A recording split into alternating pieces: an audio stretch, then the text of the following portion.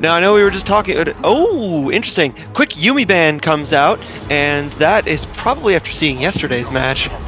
Followed by Darius coming out as the ban from NG Blossom. JuliaDuck responds with their own ban of Mordekaiser, and then...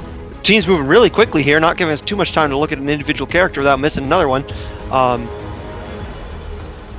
But yeah, I'm amused, if understanding, about seeing the Yumi ban, because, like I said before, personal favorite of mine, but not really looked at too much for a while. Yumi's ever been pretty strong recently. Definitely in team play, especially, but also solo queue, especially as you head towards the later stages of the game. The heals and movement speed provided are just absolutely ridiculous. Now, I'd like to say, we were talking about earlier, or at least it was mentioned in the other game, how if you are red, you better be banning Aphelios with how this league has been going, and I think that might be the discussion that Jeremy is having right now, as we're getting a bit of a delay on this final ban. And it comes out as an Aatrox. Now, definitely a personal bane of mine, but I wonder why they decided to lock him out now. You're not even going to see a first pick Aphelios lock in here. Looks like unless it's going to be some sort of cheeky Ezreal jungler mid, opting to pick up Ezreal first here for Pepsi probably. Interesting to see how that's responded by NG Blossom. It will be, since Ezreal Yumi was the exact bottom lane we saw in NG Blossom's last game where they did extremely well, and it looks like that may have been a bit of a mistake to target that Ezreal though, because now NG Blossom has grabbed the Aphelios for themselves. Bit of a bold strategy, but they've managed to take it immediately back. And it looks like he's going to be partnered by a Thresh, unless Thresh has been moved out of support. Yeah, the number of times we've seen Aphelios and Thresh so far in the ALS through only 3 weeks is probably some ridiculous number. I'll probably try to look that up later, just for my own curiosity, but definitely an extremely strong duo down in this bot lane. And we will be seeing it once again here in the hands of NG Blossom, as it looks like Graves will be locked in here for Vitalize. We have not seen him play Graves yet. There have been the target ban coming in, not trying to see Vitalize on that Rengar. He put off that extremely destructive performance on it a few games ago. So interesting to see him now on this Graves. I actually think the Graves pick is interesting too for the blinding effect that it can have on these problem champions like Aphelios that we're looking at.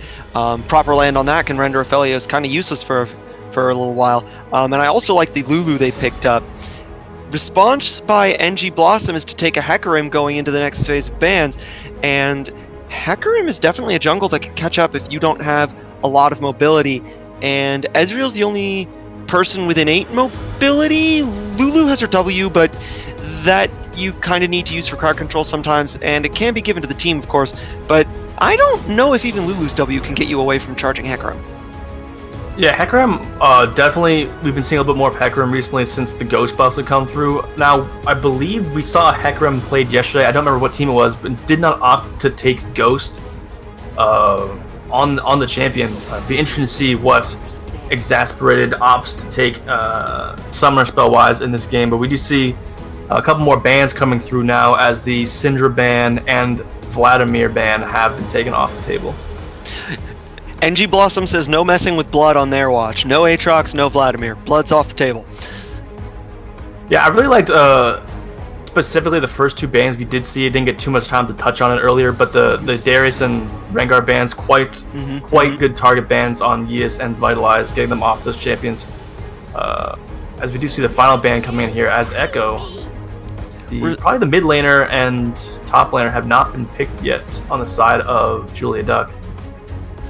Likely.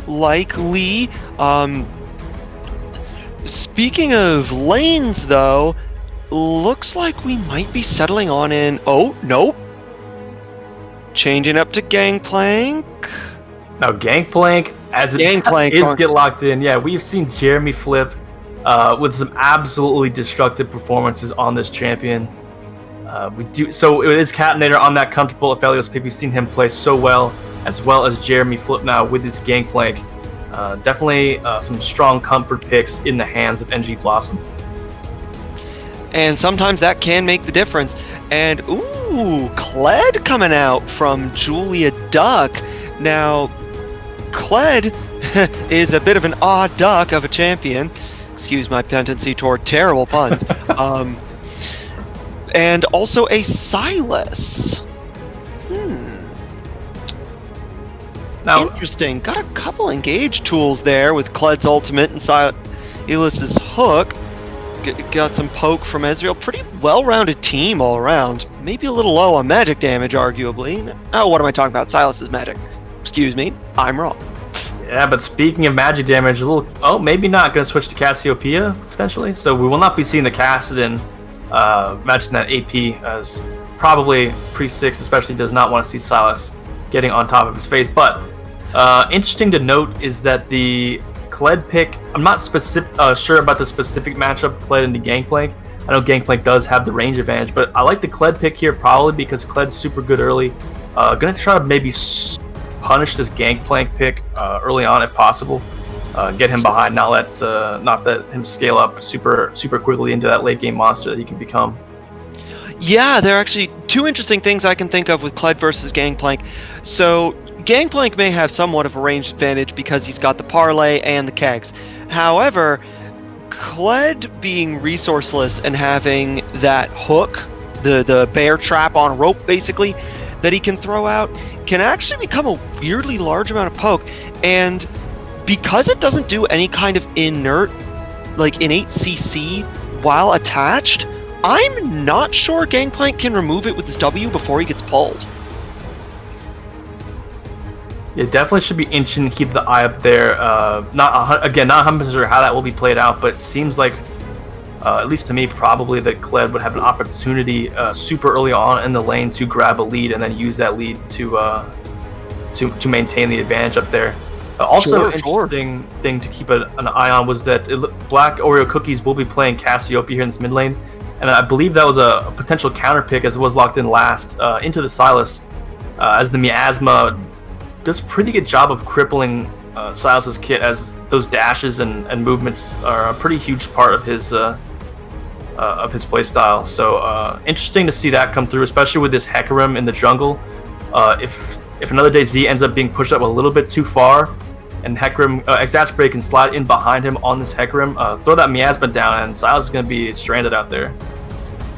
Yeah, it doesn't leave him with a whole lot of options. In fact, I'd say the only champion in this roster that has much of an option to get out of anything this enemy team does from NG Blossom is Ezreal, with that shift that Pepsi's playing.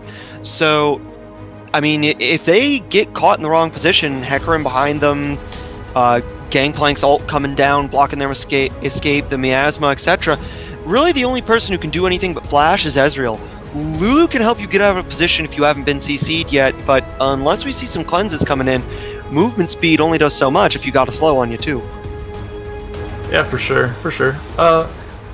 Also, one more thing to note before we go into predictions is just the difference in the late game team scaling. You normally take a look at JuliaDuck and say, hey, they scaled pretty good. Obviously, Kled falls off a little bit, but he's got that great engage. Grave scales are pretty good. Silas is always pretty good, as well as Ezreal. They scale pretty well. Then you take a look at the side of NG Blossom, and you look at the Aphelios Thresh, and that's why we've been seeing it so many times in the ALS so far. Aphelios Thresh in this bot lane, it just provides such a destructive late game team fighting comp.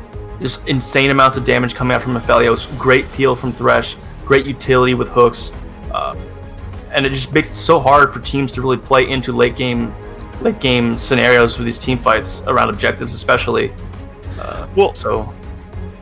And it's not even just those two champions either. We were already talking about how Gangplank, the Kled Gangplank matchup does Gangplank scale, it looks like. And with that parlay, the bonus gold and all that, he scales faster than a lot of other characters and scales really hard when he does it. Hecarim doesn't have necessarily the highest innate scaling, but with the scaling off of multiple stats, he still gets a lot out of it. And then Cassiopeia is no late game slouch either. So NG Blossom truly has a sledgehammer of a team if they make it to that stage. All right, I do believe it is time for the predictions. Nilix, what are you thinking here? Oh, man. You know, I think based on the macro we've seen out of NG Blossom, based on the positioning, their map awareness, the vision control that they've had, I think that they are going to be able to stay safe enough to get into that later game phase where their champions just scale tremendously hard.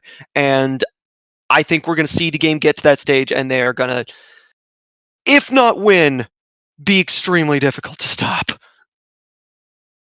You sound not 100% convinced. That you're hesitant on this prediction. And I don't blame you, because I also am extremely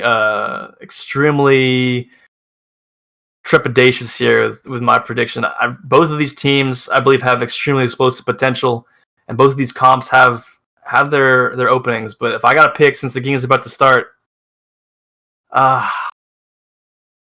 gonna play devil's advocate. I'm gonna go with JuliaDuck.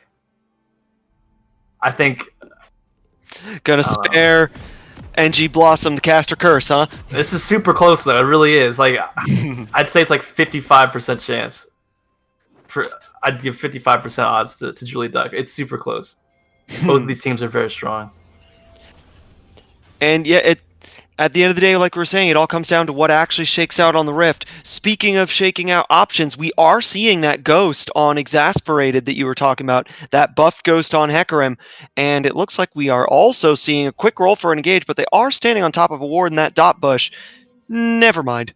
I'm not sure if they actually spot out that ward or not, but either way is wiser to the situation. Going to end up just backing off.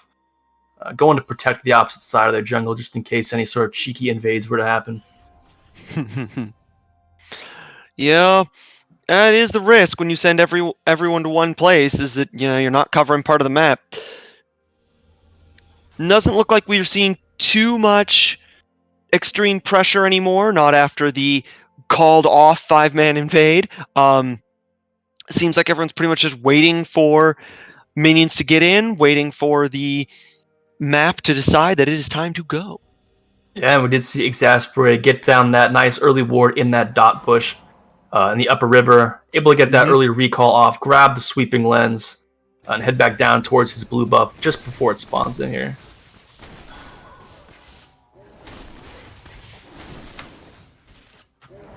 Looking at the summoner spells for a second, because we have a moment before things really kick off, and we didn't get to talk about them because we had an extremely fast load.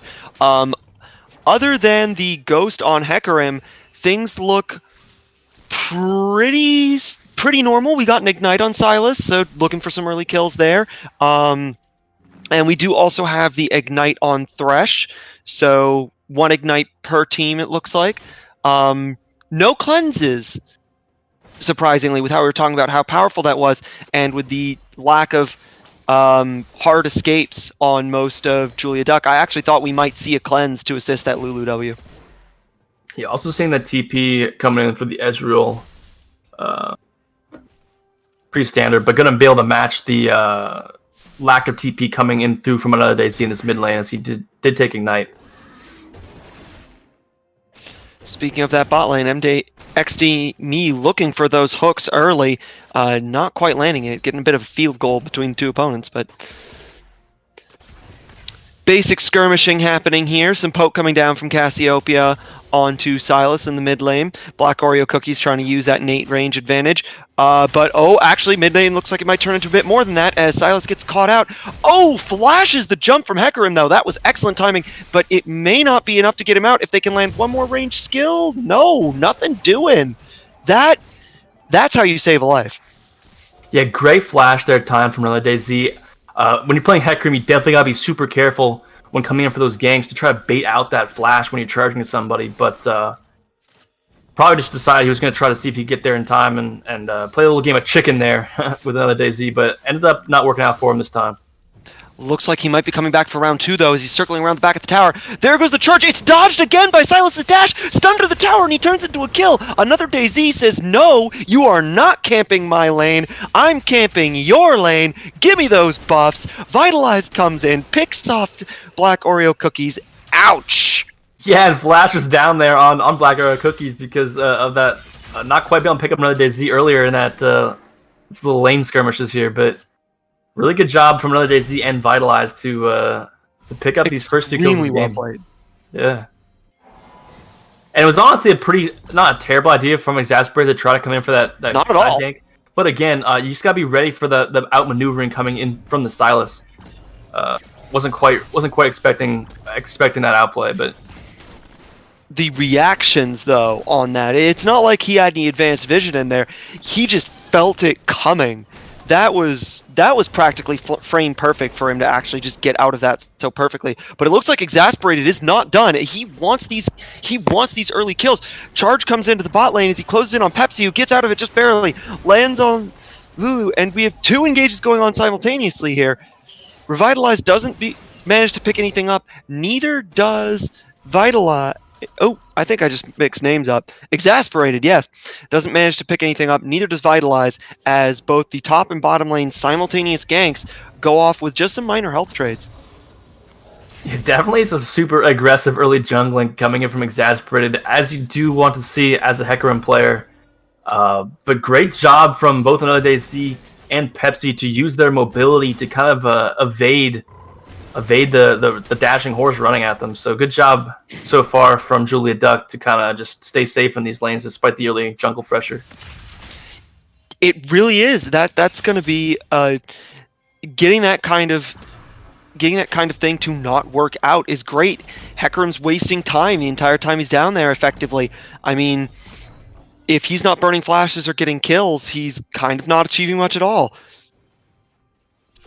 Yeah, Another Day Z doing a good job of keeping the pressure up on Black Oreo Cookies. Still down a little bit of CS despite picking up that early kill, but doing a good job here keeping the pressure up, at least in the lane. Speaking of lane pressure, that is something that's bouncing back and forth a lot here on this bottom lane. We saw XDME and Catinator pushing hard up against the turret before, threatening with those hooks, but now that a couple more levels have come in, seems like Pepsi and Astraldos are feeling a little more confident, which might be about to backfire as Exasperated's coming in for round 2. Yeah, and also Vitalize on everybody. Oh, wow, some really interesting flash interactions coming in, pulling Exasperated much deeper than he intended to be. Ignite on Pepsi's probably not going to be enough to pick up the kill, but does force him to get out of range. And there are a lot of low health champions down here, but it seems like the exchange of summoner spells is going to be the end of the assessment. And Vitalize in the right place at the right time here, able to be in the spot lane at a moment's notice for that counter gank, probably saving the life of Pepsi and keeping their team with 0 kills. It very well could have. Looks like it has. Looks like the swings of momentum are really, really rapid in this game. No one having too distinctive an advantage yet. But that might be about to change. It looks like XDME has been caught out by Another Day Z crossing through the river. Uses that flail to get them slightly away, backs up to Exasperated for help, but Exasperated's too low. If Another Day Z lands too many hits, he's just going to take them out too. XDME's health is really low now as Black Oreo Cookies comes in to try to help out, but Another Day Z is just too fast for them, keeping out of range. Turning around and engaging on Black Oreo Cookies, managing to not get stunned by the Cassiopeia ult. Surrounded by 3 members of the team, but still going in. The health finally gives out as Yui comes in out of nowhere to finish off, and the kill balance just keeps shifting here. See the Gangplank ult come down, and it looks like we finally got a disengage as the trade goes 2 for 1 in NG Blossom's favor. Yeah, Another Day Z ended up going pretty aggressive in that jungle there, was a little low on mana, pretty deep all by himself, ended up actually picking up the 1 kill, but both teleports came in from these top laners to join this fight, and it ended up not actually working out in the favor of JuliaDuck, as they do end up only getting 1 kill and losing 2 of their own. And that's what you were saying about this being such a close matchup. We are seeing a lot of early action. We are seeing some amazing plays, but neither team is at a distinct advantage yet. Yes, the gold. Let's take a look at the gold. Super close. 200, 150 apart. Definitely so far living up to the hype. I cannot wait to see as this game progresses what's going to happen. One thing that's important to know is Catinator is actually up a decent amount of CS in his bot lane against Pepsi, kind of evening out a lot of that CS, the 2 extra kills in the favor of JuliaDuck in this gold. As well as also top lane, a decent amount of CS advantage as well. So that's also where that goal is being made up. It's an easy thing to lose track of, even if you're a more experienced player, is that, yeah, a kill takes someone off the map and it's worth a good 300 gold, but every minion being worth 20 plus, you're going to make up those kills in, what, about 10, 15? Yeah, not CS? much. It's surprisingly low. We do see this dragon though being started up by NG Blossom. Not really much of a contest possible. But on the opposite side of the map, the trade-off will be that Vitalize is able to take down this Rift Herald. So that's that yin and yang on the map. Take one thing, give something else over to the other team. Now, it certainly does look like Vitalize will take this out, but Jeremy Flip is getting close. There might be a bit of a contest here. If Jeremy can spot it out and not get caught, just a little too slow. Hit those eyeballs just a bit too fast for Jeremy to get in there. Vitalize does pick up the Shelly and comes down towards Black Oreo Cookies. Another Daisy goes in for the opportunity, lands some good CC, but Black Oreo Cookies left with just enough space to just slither their way out of there. Yeah, and Flash still up as well in the mid lane, so not in too much of danger actually being picked off, but able to keep the Flash available. So good job there of getting out and at the right moment. We do see a rotation coming in though. XDME and Exasperated coming in to help keep some pressure off that mid lane with the Shelly staring it down.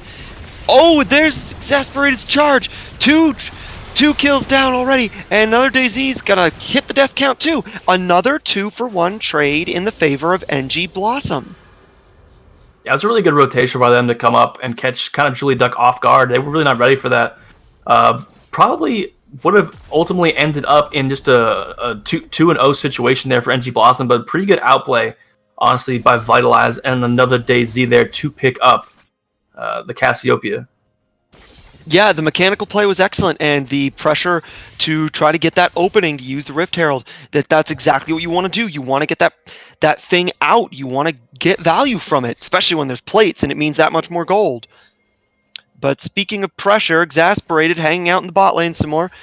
Spotted out by the pink ward, though. May not realize Vitalize in there, though. XDME flashing in to engage. Vitalize coming in, suddenly turning the tide. XDME down from the surprise counterattack by Vitalize, and Cadenator and Exasperated decide, nope. Yeah, XDME was trying to set up a little cheesy bait there as Exasperated was in the area, but unaware of the fact that Vitalize was hiding just around the corner of that wall. Just around that corner. Yeah, well played there by JuliaDuck for sure. Now we're going to see that Shelly come out, so it's going to smash into bot lane. Picks up a good half of the turret's health, gets the charge, and pretty much nothing else. Immediately shredded afterwards. Yeah, lots of gold there picked up from those turret plates. Always good when you can drop the Rift Herald before the plates fall, get that extra bonus gold value. Meanwhile, Black Oreo Cookies burning out their teleport after losing a fairly hefty exchange to another AZ, backing up and teleporting back in to not let this fairly large wave crash and be lost as farm. So still, just almost every movement in this game is an exchange. There has been very, very little that has just been a unilateral take or advantage on either side.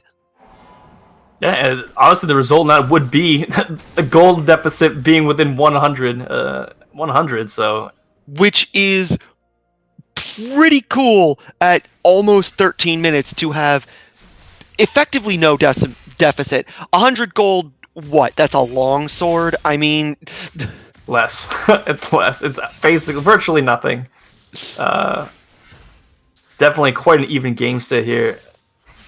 The one thing you could look at would be if you do believe that NG Blossom has that superior late game comp, then they're probably okay with this situation.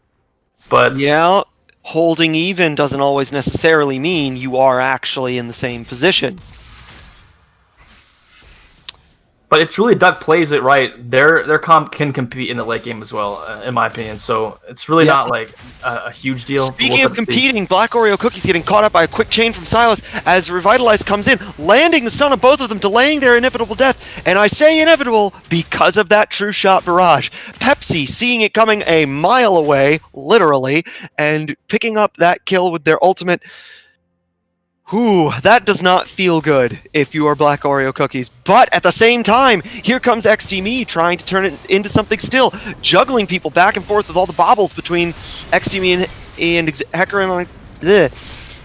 Box is not able to keep them away long enough, though. Oh, misses the dash. Oh dear! And this fight just keeps going. More members arriving, picking up Graves and Silas's kills. The push becomes an even exchange of casualties. Wow. This game is so even back and forth and back and forth. There's outplays on both sides coming in. Great rotations this mid lane from both teams. XDME doing a great job of coming up, trying to have an impact. But really, all members from both teams doing a good job of rotating around the map and being where they need to be.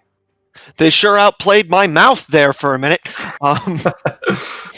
As we see the one extra advantage that's going to come out of this is it seems like NG Blossom is going to pick up an Infernal Drake. Always nice to have.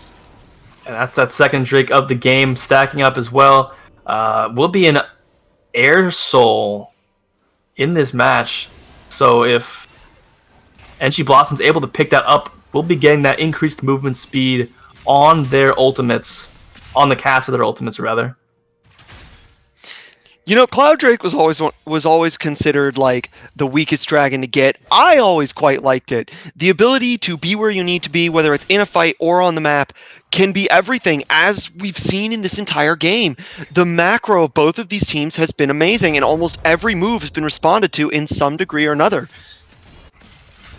And quickly.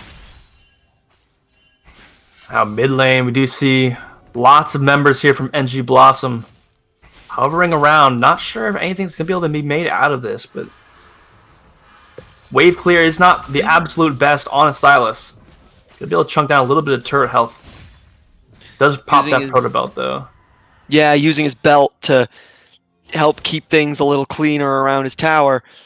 Was able to buy enough time that they decide it's not quite worth it, as it seems like we might be getting a fight over the Rift Herald soon. A lot of members from both teams staging within response distance of that Herald. The interesting thing we have, though, is that Jeremy Flip is now inhabiting the bot lane. Vitali's getting hooked there, getting chunked a little bit low, but another day Z trying to keep him off. Using that stasis to sit in the box at no penalty, charging through the wall, and slinging this fight into JuliaDuck's favor. It looked like there for a minute that Another Day Z was a little bit too far forward, but had that Hecarim ult available and had a huge impact there, being able to turn that. Oh yeah.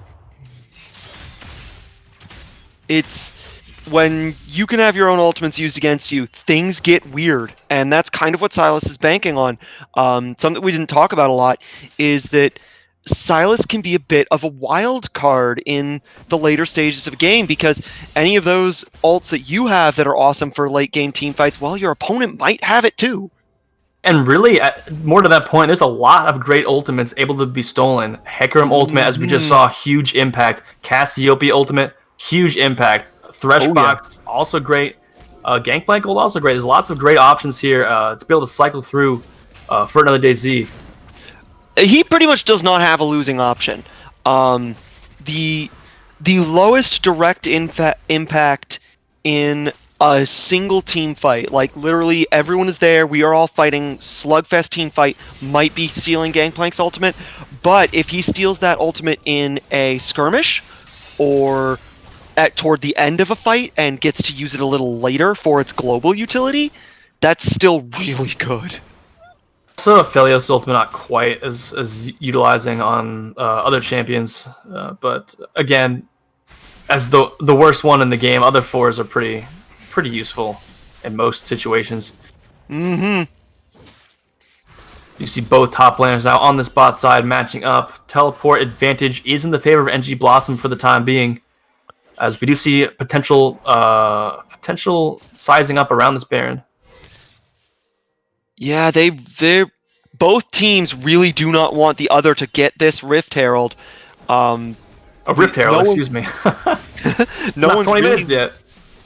It feels like it though, doesn't it? It's been a lot of action so far, this one for sure. However, there could be a downside to this kind of positioning, as NG Blossom uses the fact that Gangplank has any global presence and that teleport advantage to pick up bottom tower while still posing around this Rift Herald. But it looks like JuliaDuck's seen this and thinks it's time to begin. The entirety of NG Blossom coming around the corner, except for that Gangplank, who can still participate. Yeah, pretty Both aggressive teams call. staging in. The hook comes in. The Shelly goes down. I can't tell who even picked it up. The fight's still raging too as the Cassiopeia ult lands a huge stun. Gets 2 pickups for Julia, but NG Blossom is not yet willing to let this go. Still staging in the area, and that's going to be the end of it. Where did that Herald go? JuliaDuck. Kled got it? Yeah. JuliaDuck picking up the Rift Herald as well as 2 kills. It looked for a moment there that the engage coming through from NG Blossom was going to be pretty successful, but then just huge, massive damage coming through to pretty much just absolutely melt Exasperate and XDME. I didn't actually see where it came from, but... well, I can tell you where part of it came from. Part of the reason you couldn't see anything was Cassiopeia's ult came out in a cone and landed... Even if it wasn't landed looking at Cassiopeia, it landed on almost every member of that team and got at least 2 stuns, who immediately dropped. So it was another day Z that stole the ultimate, the Cass ultimate. There was that what happened? I couldn't see what happened. It was too much action going on. That was crazy. Oh, you're right. It must have been. I got so caught up in the fight, I didn't even think of that. Cassiopeia's not even on that team. Either way, we might see some more action here in just a moment as this dragon has spawned in. NG Blossom trying to maybe take it down, but looks like they're going to proceed with some trepidation. I think NG Blossom's actually just buying time as Jeremy Flip on Gangplank once again across the map from the team picks up a free turret. It may be outer, but still. Oh, no, not exactly free. Looks like they did lose enough presence that JuliaDuck is going to pick up the Cloud Drake in response. Yeah, Jeremy Flip didn't have TP available now, so Yias was able to just TP in, and they had prior over that objective at that point. So if you're JuliaDuck here, you're pretty much okay with that, but you probably do need to send someone over topside now to protect this next turret. Which it looks like they are as Another Day Z is approaching, but as Another Day Z goes to deal with that, the Herald comes down in mid lane, charging on this unplated tower. Now that we're later into the game, that tower does not have the health to really deal with that. Almost completely destroyed, but it had so much health it is still standing. Yeah, also, Vitalize picking up that turret on the bot side. Really good job rotating here by JuliaDuck. They did end up losing that top turret in trade for the Dragon, but again, they're okay with that and end up getting the turret bot side as well as a huge chunk out of the mid lane turret. So, and this mid-game being just as action-packed as the beginning here, as the trades are coming fast and furious. Usually you'd see these kind of trades once every couple minutes. It's non-stop, man. These rotations, both of these teams are very on point right now, playing very aggressively, very calculated.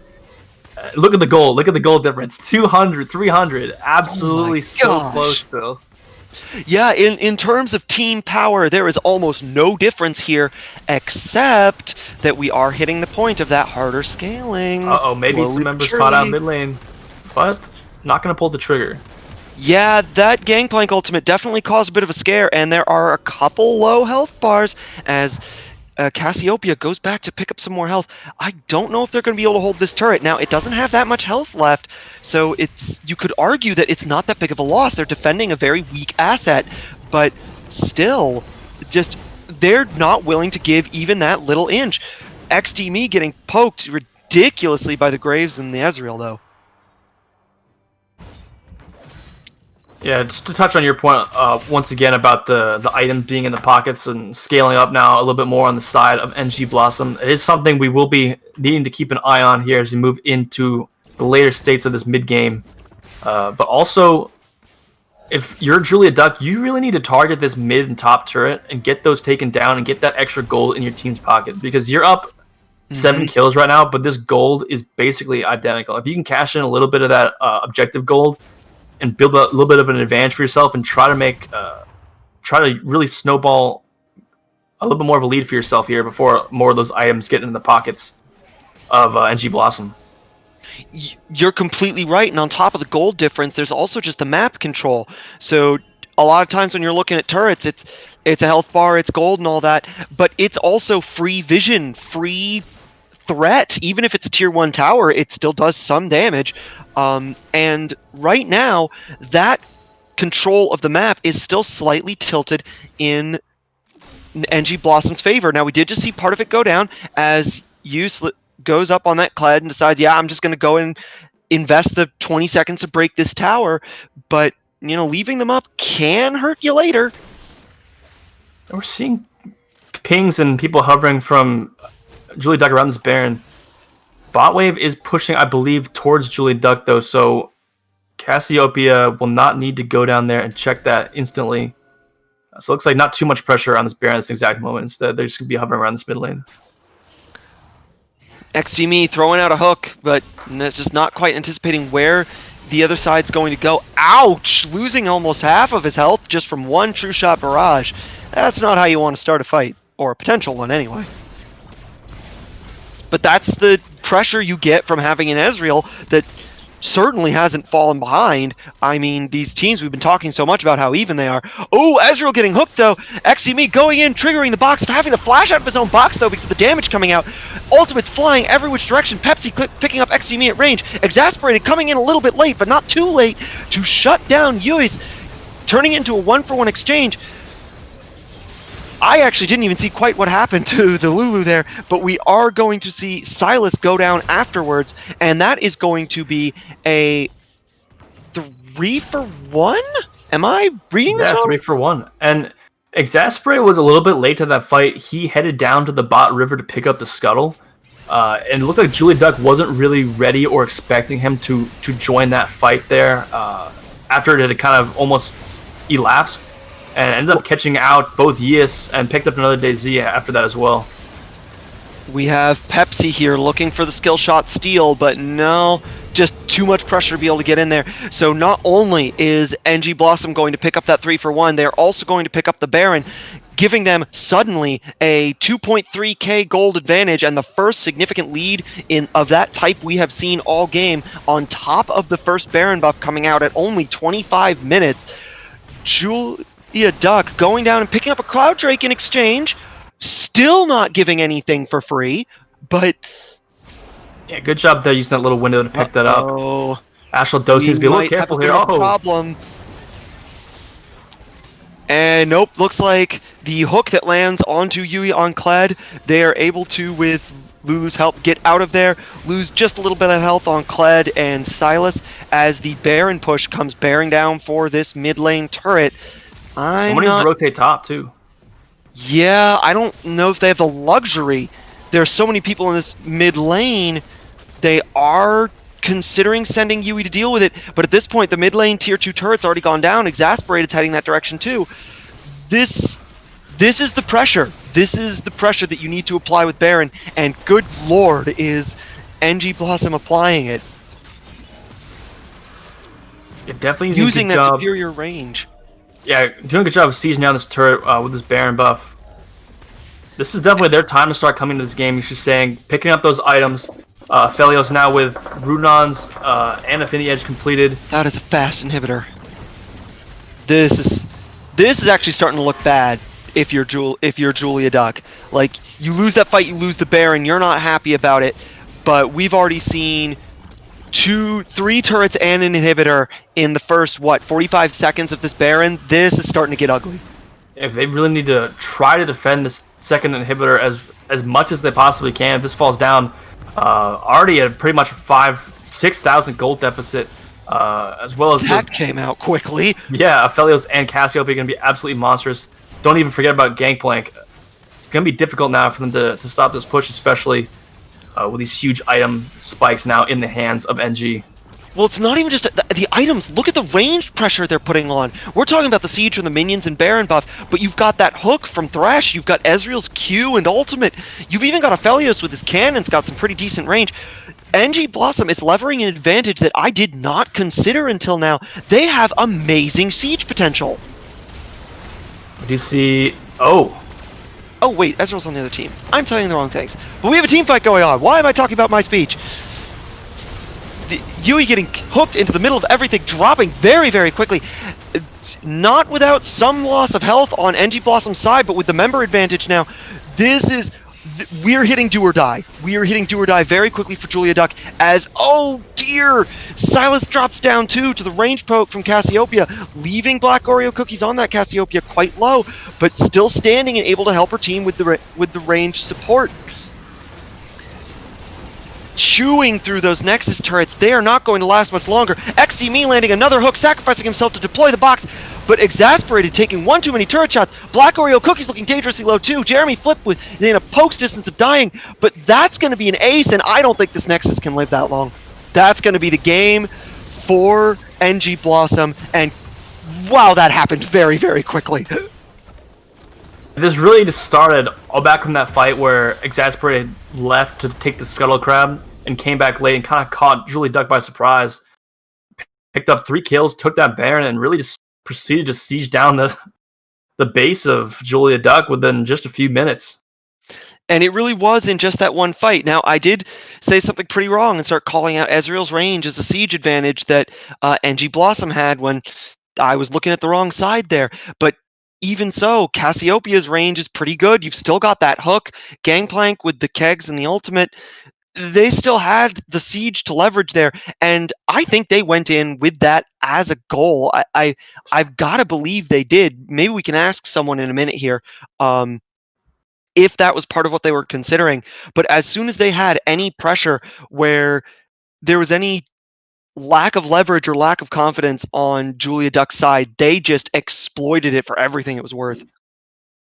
Yeah, and you were saying like they didn't have the Ezreal as well for the siege, but yeah, they did have great siege potential, especially at the late game, as well as the counter engage. If JuliaDuck tries to go in, because they really need to kind of all in, unless Pepsi could get lots of poke damage down on that Ezreal, they kind of got to commit to a pretty all-in fight. Graves has to be pretty close. Silas has to be up in their face. Kled obviously wants to fly at you with his ultimate.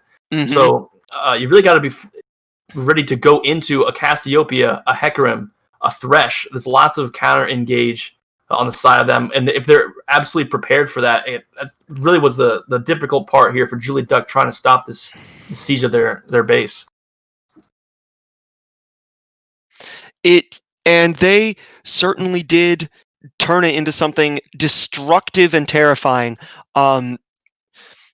Taking a quick peek at the damage charts here, I've just got it open. Extremely even, actually. No big surprise with what we were seeing for most of that game. Only person with a significant lead at all is Ophelios there. And when I say significant lead, I'm talking like 2,000. Yeah, I mean, again, super close game. You could say it came down a little bit to just the different draft styles that these teams decided to take. But we do have XDME now joining us in the caster booth for an interview. Congratulations on that game, man. Great dub. How are you feeling right now? Yeah, it was a pretty good game. We definitely wasn't our cleanest game. We lost a lot of skirmishes. I think it's partially because we played some stuff we hadn't scrimmed yet. But we ended up winning through better macro play in the end. Yeah, for sure. You guys, the game was super close for so long. It really kind of turned in your guys' favor super quickly around a mid lane fight where Exasperated ended up taking bot scuttle and being late to it. Ended up coming back in, securing you guys 3 kills, allowing you guys to take that Baron down. Take me through that, the comms about a little bit of that, and was that really the moment you guys knew that you guys had this game in the bag? I wouldn't say we knew we had it in the bag, but yeah, as you said, Exasperated said he was going to get bot, but then I saw a hook on Ezreal, and like, you got to take those because you're not going to get them every day. That's what started the fight, and then we just made really good use of the Baron. They were kind of hesitant to engage on us, which is fair because all the fights they'd won were ones that we engaged kind of poorly. But if they engaged on us, maybe we couldn't have ended because it would have gotten a bit more sloppy, but we just sort of sieged them out in the long run. Yeah, for sure. You guys did a great job there down the stretch. Also, just taking a look at the comps a little bit, we were stating earlier about how the game was so close for over 20 minutes there, 22, 23 minutes. Gold lead was actually dead even. Were you guys confident, though, in your sort of like late game team fighting scaling comp that you were just kind of trying to play it slow and methodical and really not try to give too much over and think you'd have it later on? We were playing it slow for a while, but then just around when that Baron came around, I called that we should be looking for fights because we just hit a lot of item spikes. I think we hit Runans on Aphelios, we hit Rylai's on Cassiopeia, and I think we also hit Starax on GP all around the same time. So around then, we started really looking for more fights because we sort of hit a power spike before them. My team was pretty confident that we outscaled them. I was less so because I'm pretty. I think Silas is a lot stronger than he seems at first glance. So, but we definitely, when the items are in our favor, we were more confident that we'd win fights. Yeah, for sure.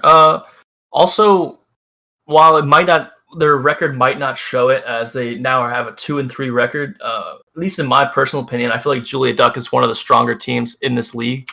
Sure. Summer split ALS. Were you guys sort of like, I'd say, aware of this and going into this game, respecting your opponents for sure, or was it more just like every game for you guys? I thought JuliaDucks, just from like the bits of gameplay I'd seen, they looked like among the cleaner teams in the league.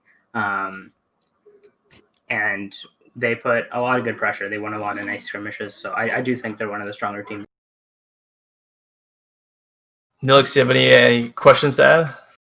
No, I mean, you touched on a lot of them. I was going to say, it's like the macro back and forth between the two of you was impressive to watch.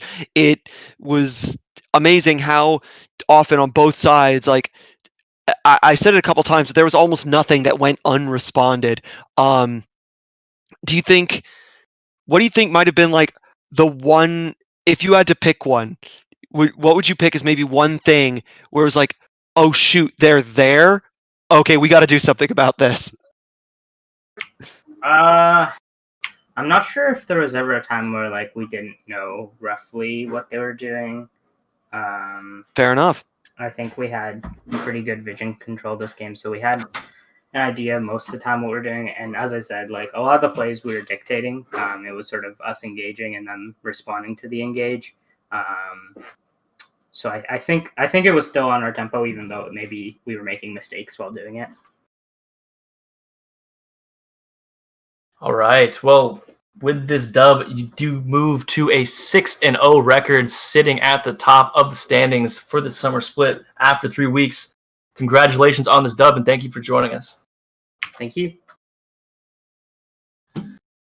All right. Well, that game definitely, I can only speak for myself, but I believe that game definitely lived up to the hype. Very exciting throughout.